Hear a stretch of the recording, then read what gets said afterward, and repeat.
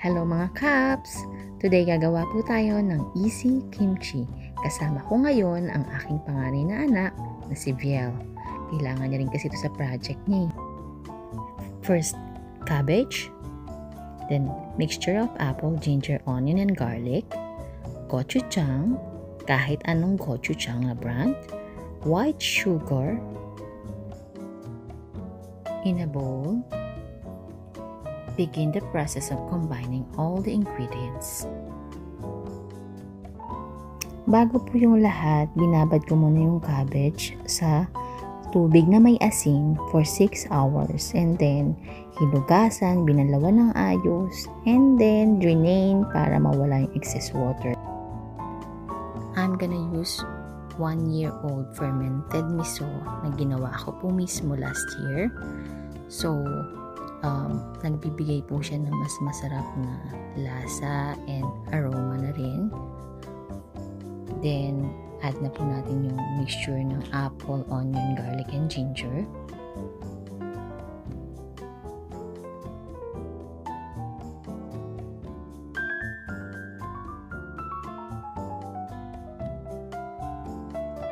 First na halo, gamitan niyo muna po ng sandok or kutsara kung anong prefer niyo.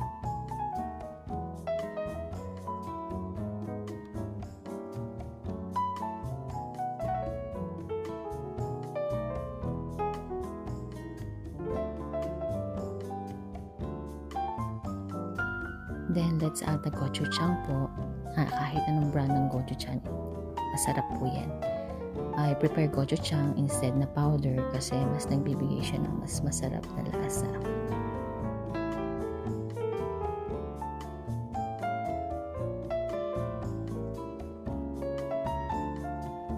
Now, let's add the radish.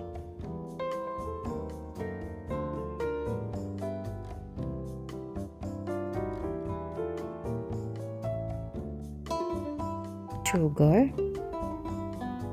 spring onion or dahon ng sibuyas. Then let's mix it po. Ayan, minimix niya. First, sandok muna po yung gamitin nyo and then later on, pwede na kayong gumamit ng gloves na lang para maayos nyo ang paghalo. Pwede pa kayong mag-add ng chili flakes or kimchi powder if you want na mas spicy po yung kimchi nyo. But for us, we prepare like that para balance na balance yung lasa na konting tamis at anghang lang.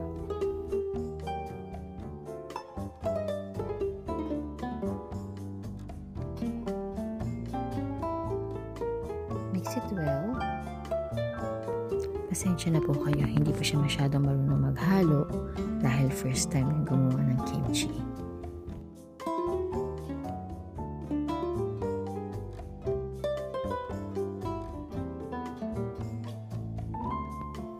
Ayan, ready na ang ating easy kimchi. And masarap siyang partner ng fried dishes, adobo, and barbecue. Thank you for watching po and till next time, marami pa po tayong isi-share na recipe na easy to cook. Bye!